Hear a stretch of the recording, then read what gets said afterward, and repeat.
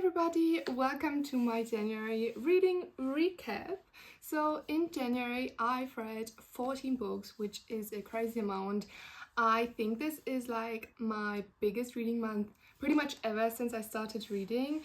I had quite a bit of time because it is semester break, plus I have to say most of these books were a little shorter than maybe a big fantasy book because I read a lot of male romances and a lot of them were like 300 pages, right under 300 pages, something like this. So that's also a reason why there are a few more books. But I did read a lot, and I was so hyped and excited for these books. So it is still a lot of books. So let's start with the recap. I have my fable down here because sometimes with like the amount of male romance books I read, I sometimes do forget quite easily what happened. That doesn't diminish the rating, but yeah, it just meshes kind of together. So I just want to check or let you know my star rating and everything. The first book I don't have physically because I read it online and, or not online, like on a EPUB format. And it is called Hooked on Him by Alicia Williams, and it was such a cute romance. It is a male romance, it has fake dating, it is brother's best friend, which I love. And yeah, I just very much enjoyed it. It was such a cute read. I gave it 4 stars and I just really like the characters, especially Orson. I think I wrote in my review on Fable, please give me an Orson, because he was just so perfect or lovely, like everything he did. So yeah, I very much enjoyed that book and definitely would recommend it. The second book I have physically here, it is Neverthon by Shannon Meyer. I got this for Christmas. I was so freaking excited. I wanted to read this for such a long time, but unfortunately it was a big disappointment and it is a DNF. I DNF'd this book at I think 44%, so I did read quite a bit, but it was just not my kind of style. Like, the main female character actually goes to a university, but she's already, I think, something around early 30s, if I'm not, or mid 30s or something. And she has to go back to this school where she dropped out because she hated the school and she was not happy there because she was not treated quite well and she was kind of on the run. And like so many weird things happen. For example, like before she goes back to the school, she was looking after like children that had nowhere to go. Like, she had a little shelter, but her shelter was like a hotel room, which is still better than children living on the street. But then when she went back to school, it was just not talked about again. So like, what did those kids do? Like, were they even kids? It was not really disclosed. Maybe it would come later, but I don't think so.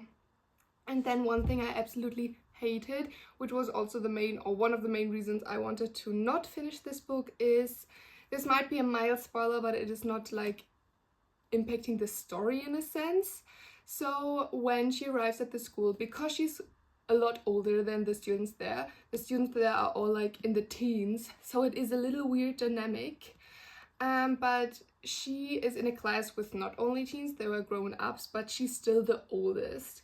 So apparently she has a foul mouth, so she isn't allowed to really curse in the school, or she shouldn't because there are so many minors. I think that's kind of the reason. So all of the other classmates also get that put on, but they get like a cursing gag spell put on, so they can't curse. So every time they want to say a curse word, it's like something else comes out. And it's kind of childish in a way, like it didn't entice me to want to read it. So for example, if she wants to say jack shit or shit or something, it would like just say strudel doodle, like really weird, and I absolutely hated it. It's not only like one chapter as a joke, it's like the whole book from what I've read. So yeah, I just did not enjoy it. I DNF'd it. I think I gave it just 1 star because you have to kind of rate it, and like less than 1 star is kind of weird to me, but yeah, that was not it. Cannot recommend. Then next up we have a long ass series. So these are 8 books. Actually there are 9 books in the series, but I haven't read the last one. I will read it in February. It's on my TBR. But I have read, I will turn them for you. I have read the first 8 books in the Packboy series by Eden Finlay and Saxon James. I just love the authors. I'm currently reading everything by them, or like mainly Saxon James, but I'm also going to start reading Eden Finlay because I will be getting a Kindle, little spoiler, and I never wanted to read the books before by Eden Finlay just because I had to get them physically, and there were only male covers in comparison to Saxon James, because she does also for all of her books like other covers. So let's go through these quite quickly. I'm probably not remembering all the names, but that's okay. So the first book is Egotistical Packboy. These I do know it's Ezra and Anton. It's like kind of rival to lovers. I absolutely loved this book. I still gave it like only 4.25 stars. It's not my favorite in the series, but it's just a general dynamic I very much enjoy, and it's definitely a good start into the series. The next one is Irresponsible Packboy, and this is a fun one because it is friends to lovers, and that is normally not my cup of tea, but for some reason I absolutely loved it, and this is my second favorite in the whole series so far. I haven't read the last one, but yeah, and Dex and Trip are very cute. Yeah, it's kind of like also a fake Mary plot, but like it wasn't intentional. It's very fun, and Dex is kind of a little idiot, but in the funniest way, and for some reason I have a big heart for these like little stupid guys who are just funny. So if I love a lot in a book, that's already like a big yes from me. And this one I gave 4.5 stars. The next one is Shameless Packboy, and Oscar and Lane are also super cute. Lucky for me, the names are on here. I did remember Lane, but I had to think about Oscar's name for a second. But it's really funny because it's one PR manager and the other one is like a very, as it says, shameless hockey player who does a lot of like sexual things in public, and it's not going well with the PR for the team. So they kind of have to work together in a sense to rein in his advances and stuff. It's super fun. I gave it 4 stars. It was still like, it was just not as hitting the spot as the other twos yet. Next one is A Foolish Packboy, and I also very much enjoyed it. It's Alex and Gabe. Gabe is a firefighter, and I really like Gabe's personality, and Alex was also a cutie. He was married and he got divorced, and then he always was bi, so it was not like a bi awakening. He always knew he was bi, but he married his childhood sweetheart, so he could never explore. But he also doesn't want it to seem like he doesn't want to stay closeted. He never had a reason to come out, but he also doesn't need to be closeted in his opinion, which is fair. But then he also doesn't want to come out and have the media say, obviously like the team also doesn't want it, say, oh yeah, well, the marriage failed because he rather wanted to have a guy. So it's kind of a really tough situation for him, and I hate that that's something the media would go off instead of just he fell in love with a new person. But yeah, it was a very good book. I also gave it 4.5 stars, and I very much enjoyed this one. Then we have Clueless Packboy. I think I gave it 4 stars. It was super fun. We have Quinn and Vance, and Vance is like the, how do you say that? Not chiropractor, but like the physiotherapist for the athletes, and they have very much tension going on, and Quinn is just a cutie and is very shy and already had a crush on him for a long time. And yeah, it's very sweet, but also didn't hit as hard as some of the others, so I give it 4 stars. Then we have A Bromantic Packboy, and this one was also one of my faves. I gave it also 4.5 stars. It is about Bilson and Miles is just the oddest goalie ever, and this one also has a special place in my heart because Miles is a person that already happened in another series of Sex and James I read, which is Fred Wars. So it was really fun to see also other characters kind of being mentioned from that series. I love when that happens. So that's also why I love this universe so much. And Bilson was also such a sweetheart, coming to terms that he also might like guys. And yeah, I had a very fun time reading this, though I did get a little anxious when there was the whole notion of Miles being maybe scared that his parent wouldn't accept him, but yeah, good read. Then next up we have Forbidden Packboy, and this one had potential to be my favorite. Like, I was so excited for this because it is brother's best friend. That's also why it's forbidden pack boy. So I thought there would be a lot of tension and a lot of like, oh, what can we do and stuff. But honestly, I was just a little disappointed because I feel like in the book, for the length, they got together quite fast. Like, there was a little tension at the beginning, but they got together quite fast, and also the brother got to know that they were together or that they were liking each other quite fast. So I feel like it kind of was a little flat. And then later on, there was a whole thing about long distance relationship because they were both super busy with work. Because Knox is a referee for ice hockey, and obviously Easton is a hockey player. So yeah, and also that was just so much unnecessary drama. I didn't like it. It was just, the conflict could be like the communication was not as good as I would have liked it to be, and I was more kind of getting annoyed and anxious with that conflict, and I was hoping for more like tension, and that was not like tension in the sexual way. And yeah, it was not the best. I think, what did I give it? Oh yeah, it was my least favorite. So yeah, I only gave it 3.5 stars, which was quite unexpected for me, but it was also not what I was expecting either, so. And then we have Possessive Pack Boy, which is my favorite. We have Connor, which is Ethan's brother actually, and I didn't expect at all that this would be my favorite. And then we have Parker, and this is Possessive Pack Boy, and yeah, I gave it 5 stars. It was awesome. I mean, honestly, I should have guessed it with like it being called Possessive Pack Boy because I freaking love possessive men. So yeah, and I don't know, I was not expecting it because it is kind of like Connor was kind of like, he was a jock already in high school, and he wasn't really a bully, but he also didn't stop his jock friends from bullying others because he was so focused on playing hockey, and with his influence he could have stopped them, but he also didn't realize it was happening most of the time because he was so focused on his own career and goals and stuff, which is also fair. But then Parker was a nerd in high school, and he was bullied by a lot of people, and they went together to high school. And now Parker is super rich and he bought his hockey team, and there's so much tension when they finally lead into the tension and have stuff going on and being together. Both of them are quite possessive and I love it. So yeah, my favorite so far. And I don't think the last one will be better, but we'll never know, because apparently I've been wrong for a few of these books. Then the next book is Romeo and Juliet, and I kind of read it in between, but I wanted to have all the books talked about before I talk about another book. So we have Romeo and Juliet.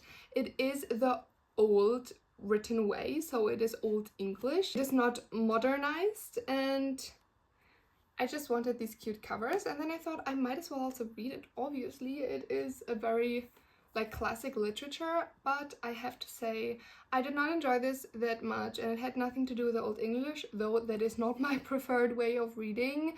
But I don't know, I like had the story in mind, but I totally did not think about that Juliet was 14. But I mean, it makes sense in the context of the time where it was written, but it was just kind of like feeling off to me. So I couldn't really enjoy it, that the 14-year-old was precious to being married, and then she was like having this love affair and then also like killing herself with 14. Like, come on girl, get a grip. Yeah, I don't know, it was a lot. And it was not that enjoyable for me. I actually only rated this book 2 stars. I feel a little bad, but yeah, not it. And then the last 3 books I unfortunately don't have physically. But the next one is The Entanglement of Rival Wizards. And I listened to that on audiobook, and I am not the biggest audiobook person. If I don't have anything to do with like my hands in the sense of like crafting something or like working where I don't have to think, I don't like listening to it because I feel really trapped. Like, I feel like I need to do something. I can't really concentrate on it because if I'm not doing something with my body, I am trapped in my thoughts a lot.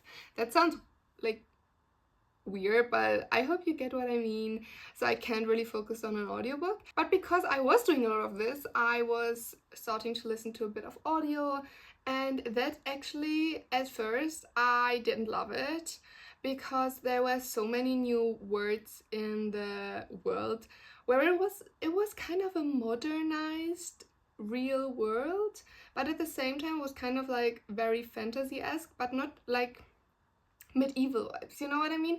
So there were a lot of new words for things that are already existing. Like they had a game, and instead of playing soccer or rugby, it was like raw ball. And to get your head around everything that was happening, especially as an audiobook, was a little confusing at the beginning, and it was kind of hard to get my head around everything that was happening. It was also very new to me that they had a magical system where they used different kind of things to create spells, so they always had to have materials with them to even do magic. And yeah, it just took a while to get into it, I have to say, maybe been 45%. But when I got into it, the ending was very good and I was very sucked into the book, and I actually gave it 4 stars. And I saw that the best friend of one of the characters actually gets their own book this summer, so I might as well read that. That sounds very interesting, and now I know what is happening in the book anyway, so I might as well read it or listen to it. Who knows? But yeah, I enjoyed it a lot. And the book was by Sarah Raj. I sometimes forget to mention authors, and I feel very bad because I always want to mention them, but The Entanglement of Rival Wizards by Sarah Raj. Then I read a very short romance, dark romance book. It was called Under My Skin by Lee McCormick, and it was so fun. I actually saw that book from that, like, a subscription box was doing this book as a special edition, or they did do it and then did a like re-release of extras, and I was contemplating if I want to buy it, and I was like, maybe I should just read it before, but the premise sounded so up my alley. And yeah, I really enjoyed it. It was quite dark. It is like a serial killer and a mortician, and the serial killer is also quite a lot older, like over 10 years. I'm not sure about the actual gap, but yeah, the dynamic was super fun. I really liked it. And then at the end there was also quite a plot twist. I didn't expect like the whole thing. I had a squeezy feeling about some of the characters in the book, but I couldn't really pinpoint it, and you weren't really sure which one maybe was the weirdo, and then why they were acting the way they were acting was also quite intriguing. But yeah, I generally quite enjoyed it. I gave it 3.5 stars. It was not like world changing but no, it was a very fun read, and I really liked the characters together. And then the last one, another disappointment. I read Nocticadia by Carrie Lake, and I was so freaking excited for this book. I can't even tell you. I have the physical copy, but it is in Korea. So I actually listened to it on audiobook because I share the audiobook library like on a family thing with my best friend, and she actually got that book a few months back. So I thought I might as well just listen to it because I had, as I said, quite a bit of things to do this month where I could like work and listen to an audiobook at the same time, and I didn't know what to listen to, so I thought I might as well start listening to it, and if I don't enjoy it as an audiobook I can still like read it as a physical book. But yeah, it was disappointing, I have to say. I got up to 36% and then DNF'd it, and I was especially disappointed because I heard so many good things about it. So many people I follow on BookTok and BookTube love this book, so I was expecting quite a bit, but like, I don't know, like the premise is so good, like student professor, academia, kind of gothic vibes, and an illness that is kind of creepy and maybe a bit disgusting, but I don't mind that, and it was super like, it should have been my vibe. But then what did I write? So I will just read you guys what I wrote on my Fable review. It's probably easier to get that out then. So I did after 36%. I was so freaking excited for this book. Like Dark Academia, Student X Professor, and Some Disease sounded perfect to me. Unfortunately, I got disappointed. I listened to the audiobook and I found both main characters quite boring. I wasn't sure if the FMC should be perceived as strong, but she was more so mid. Like, I felt the FMC, the whole thing was like, should I feel like she was empowering herself, or should I be like sad for her? But I also don't like pitying my main characters. I want them to push through, and I don't mean that in the sense like they cannot be sad. They obviously can be sad about things, but the whole time I wasn't sure what I should feel towards her. So I didn't really like the uncertainty about the character. And then the MMC trauma dumped quite early, so before you even got to know the MMC that well to have like some kind of emotional connection to him, I feel like he just trauma dumped his whole like childhood in every scene with his little, like, it was so unwarranted. And he also, it was more like he talked to himself, but he kind of talked to this guy he had kidnapped. I don't know, it was, yeah, it was just, I didn't feel anything for him. I didn't feel pity. I didn't feel like, oh my gosh, he has such a sad childhood, because I didn't feel connected to him at that point. And oh, then one thing, this is a little spoiler because it happens in the book, so if you still want to read this book, just maybe skip this part. But if you have already read it, you might understand. But the like scene where she masturbated in class, that was just not my cup of tea at all. Like, the thing is, if there would have already been tension between her and the professor, or if they had already this like sexual want, in the sense that, you know, they would be both like open to something going on, it would be a bit better, even though it is not my cup of tea. But because there was nothing going on between them at that point, it was just awkward. It was very awkward. And like, it was also, I couldn't really understand how the character was just so, because she was so against it the whole time, and then she was just one evening to the next morning, okay, I'll do it. And I understand the like need for money, but maybe there was some way before doing that to go to the school and ask for some kind of help if she explains her situation or something. I don't know, it was just, I couldn't really understand the things that both main characters were doing. So, and that unfortunately that book is a no from me. And yeah, then I actually read a very interesting review where also someone hated the book, and I could relate to everything. I'm honestly a little sad that I am ending the month on a DNF. But it is the 30th of the month, and I'm currently reading a very good book. I'm super excited. I am reading Wild's End, and I haven't finished it yet, so I cannot put it on my recap, but I'm having a lot of fun, so I'm not actually ending the month with a bad book in my head, because I'm already at a new very good book that I'm reading. But yeah, that was my reading month. So many books.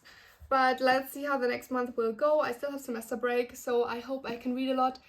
But I will fly back to Korea and have to find a part-time job, so I will be also quite busy.